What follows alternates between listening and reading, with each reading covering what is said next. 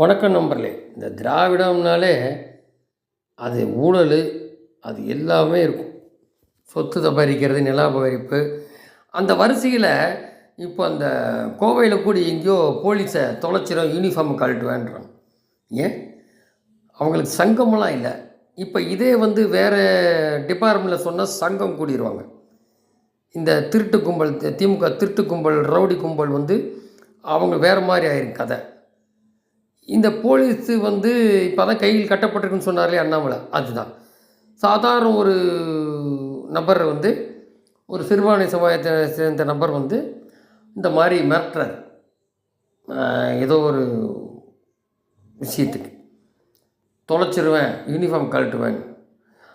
அதிகாரி கரெக்டாக இருந்திருந்தாங்கன்னா எஃப்ஐஆர் போட்டு போனாங்கன்னா உள்ள தள்ளிடலாம்.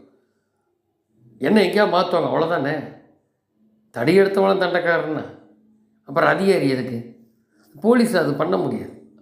அதனால தான் ஒரு இடத்து பேசுகிறான் இந்த திமுக ரவுடி கும்பல்.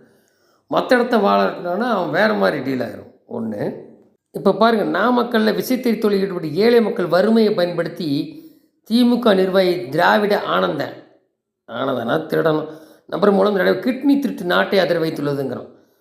இதை சொல்லியிருக்காரு. இப்போ மன்னச்சோளம் திமுக சட்டமன்ற சொந்தமான தண்டச்சி சீனிவாசன் மருத்துவக் கல்லூரி மருத்துவமனை வைத்தும் திமுக தொடர்புடைய இன்னும் சில மருத்துவமனை வைத்து தான் கிட்னி திருடியிருக்காங்க.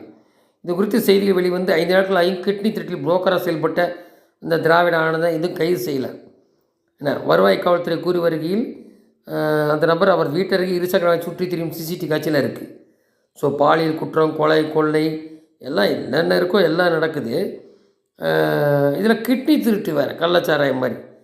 கந்து வட்டி கடனை தீர்க்கவே சட்டவிரோதமாக கிட்னி விற்பனை செய்ய முன்வந்ததாக தெரிவிக்கின்றனர். கிட்னி திருட்டல் பாதிக்கப்பட்டவர்கள் பெரும்பாலும் கந்து வட்டி கடன், அது ஏழையே. அப்போ கிட்னி கொடுக்குறாங்க, அது ஒரு சில அமௌண்ட் அவன் கோடிக்கணக்கில் விற்கிறான் போல், அதை வாங்கி அது இந்த மாதிரி திமுக சம்மந்தப்பட்ட இடத்துல தான் எடுக்கிறாங்க அப்படின்னு. கிட்னி திருடும் கும்பல் சிக்க வைத்து ஒட்டுமொத்த வலைப்பில் பலத்த சந்தேகம் எழுப்புறது அப்படிங்கிறாங்க.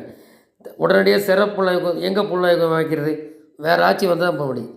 ஸோ எல்லாம் இதெல்லாம் நடக்குது. எல்லாம் நடந்துட்டு ஒன்றுமே நடக்காத மாதிரி வீட்டுக்கு வீடு அதிகாரியை பின்னாடி வேறு எதுவும் சொல்ல முடியாது, ஒளிஞ்சிட்டு வரான். வீடு நம்பரை கேட்டு வரான். உறுப்பினர் சேர்க்குறேன். சிந்திக்கணும். இல்லைன்னா நம்ம வீட்டில் என்னென்ன இருக்கும், நகை, பணம், கிட்னி இருக்குமான்னு பார்த்துக்கணும். நன்றி.